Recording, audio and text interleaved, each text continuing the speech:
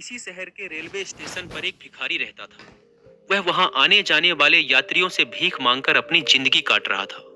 एक सुबह जब वह भीख मांग रहा था, तो उसकी नजर सूट बूट पहने एक लंबे से आकर्षक व्यक्ति पर पड़ी, जो वहां खड़ा होकर अपनी ट्रेन का इंतजार कर रहा था। उस व्यक्ति को देखते ही भिखारी ने सोचा कि यह व्यक्ति बहुत अमीर मालूम पड़ता है। इससे भीख मांगने पर जरूर मुझे अच्छे पैसे मिलेंगे। इसी उम्मीद के साथ वह उस लंबे व्यक्ति के सामने हाथ फैलाकर बोला, साहब, कुछ मदद कर दीजिए। भिखारी को देखकर उस लंबे व्यक्ति ने कहा, तुम हमेशा मांगते ही रहते हो, क्या कभी किसी को कुछ देते भी हो? भिखारी बोला, साहब, मैं तो एक भिखारी हूँ, लोगों से मांग कर ही अपना पेट भरता हूँ। मेरी इतनी औकात कहाँ कि किसी को कुछ दे सकूं।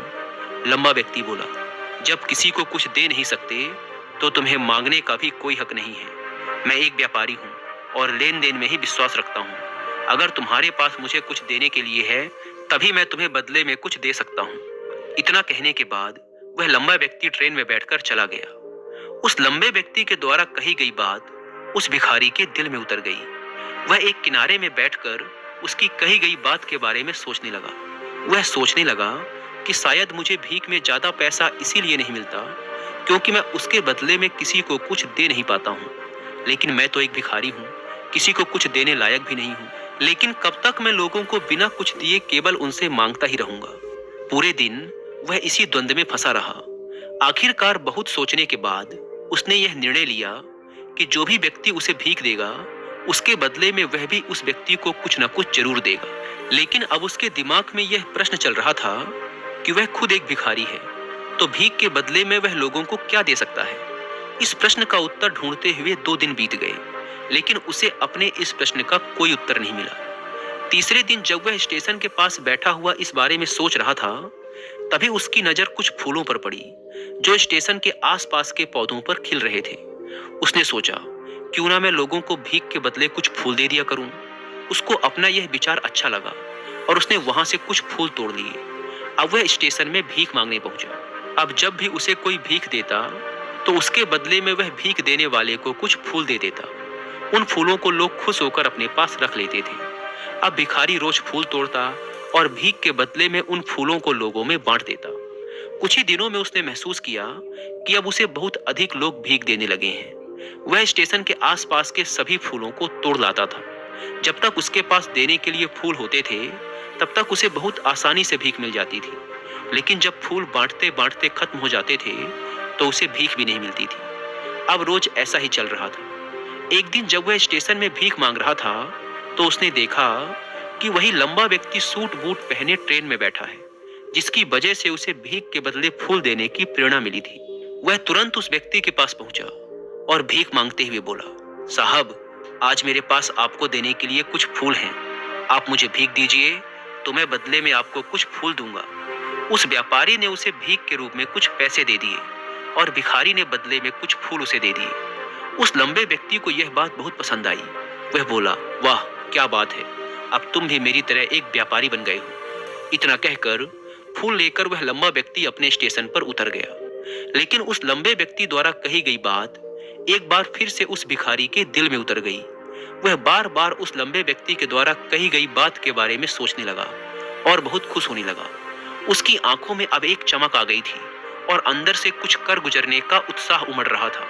उसे लगने लगा कि अब उसके हाथ सफलता की वह चाबी लग गई है, जिसके द्वारा वह अपने जीवन को बदल सकता है। वह तुरंत ट्रेन से नीचे उतरा और उत्साहित होकर बहुत तेज आवाज में ऊपर आसमान की तरफ देखकर एक विजेता की तरह हाथ उठाकर बोला, मैं भिखारी नहीं हूँ, मैं तो एक व्यापारी हूँ, मैं भी अमीर बन सकता हूँ। लोगों ने उसे देखा तो सोचा कि शायद यह भिखारी पागल हो गया है। लेकिन उस दिन के बाद वह भिखारी उस स्टेशन पर फिर कभी नहीं दिखा। लेकिन 1 साल बाद इसी स्टेशन पर 2 व्यक्ति सूट बूट पहने हुए यात्रा कर रहे थे। दोनों ने एक दूसरे को देखा तो उनमें से एक ने दूसरे से हाथ मिलाया और कहा, क्या आपने मुझे पहचाना? दूसरा व्यक्ति बोला, नहीं, क्योंकि मेरी जानकारी में हम लोग तो पहली बार मिल रहे हैं। पहला व्यक्ति मुस्कुराया और बोला, नहीं, आप याद कीजिए, हम पहली बार नहीं बल्कि तीसरी बार मिल रहे हैं। दूसरा व्यक्ति बोला, मुझे याद नहीं है, वैसे हम पहले 2 बार कब और कहाँ मिले थे? पहला व्यक्ति मुस्कुराया और बोला, हम पहले भी 2 बार इसी ट्रेन में मिले थे। मैं वही भिखारी हूँ जिसको आपने पहली मुलाकात में बताया कि मुझे जीवन में क्या करना चाहिए, और दूसरी मुलाकात में बताया कि मैं वास्तव में कौन हूँ। दूसरा व्यक्ति मुस्कुराया और अचंभित होते हुए बोला, ओह, याद आया, तुम तो वही भिखारी हो जिसे मैंने एक बार भीख देने से मना कर दिया था, और दूसरी बार मैंने तुमसे कुछ फूल खरीदे थे। तुम तो पूरी तरह से बदल गए हो, लेकिन आज तुम इस सूट बूट में कहाँ जा रहे हो और आजकल क्या कर रहे हो? तब पहला व्यक्ति बोला, हाँ, मैं वही भिखारी हूँ, लेकिन आज मैं फूलों का एक बहुत बड़ा व्यापारी हूँ और इसी व्यापार के काम से ही दूसरे शहर जा रहा हूँ। कुछ देर रुकने के बाद वह फिर बोला, आपने मुझे पहली मुलाकात में प्रकृति का वह अटल नियम बताया था जिसके अनुसार हमें तभी कुछ मिलता है जब हम कुछ देते हैं। लेन देन का यह नियम वास्तव में काम करता है। मैंने इसे बहुत गहराई से महसूस किया है, लेकिन मैं खुद को हमेशा भिखारी ही समझता रहा। इससे ऊपर उठकर मैंने कभी खुद को देखा ही नहीं। और जब आपसे मेरी दूसरी मुलाकात हुई तब आपने मुझे बताया कि मैं एक व्यापारी बन चुका हूँ। अब मैं समझ चुका था कि मैं वास्तव में भिखारी नहीं रहा, बल्कि व्यापारी बन चुका हूँ। मुझे समझ आया कि लोग अचानक मुझे इतनी भीख क्यों दे रहे हैं, क्योंकि वह मुझे भीख नहीं दे रहे थे, बल्कि उन फूलों का मूल्य चुका रहे थे। सभी लोग मेरे फूल खरीद रहे थे, क्योंकि इससे सस्ते फूल उन्हें कहाँ मिलते। मैं लोगों की नजरों में एक छोटा व्यापारी था, लेकिन मैं अपनी नजरों में एक भिखारी ही था। आपके बताने पर मुझे समझ आ गया कि मैं एक छोटा व्यापारी बन चुका हूँ। उस दिन मैंने निश्चय किया कि मैं अपने इस व्यापार को बड़ा करूंगा। ट्रेन में फूल बेचने से जो पैसे इकट्ठा हुए थे, मैंने उनसे बहुत से फूल खरीदे और फूलों का व्यापारी बन गया। यहाँ के लोगों को फूल बहुत पसंद है और उनकी इसी पसंद ने मुझे आज फूलों का बहुत बड़ा व्यापारी बना दिया है। दोनों व्यापारी अब खुश थे और स्टेशन आने पर साथ उतरे और अपने अपने व्यापार की बातें करते हुए आगे बढ़ गए। दोस्तों, इस कहानी से हमें जीवन का एक अनमोल सबक मिलता है कि हमारी सोच ही हमारी तकदीर का निर्माण करती है। जब तक भिखारी खुद को सिर्फ एक मांगने वाला समझता रहा, तब तक उसकी हालत वैसी ही बनी रही।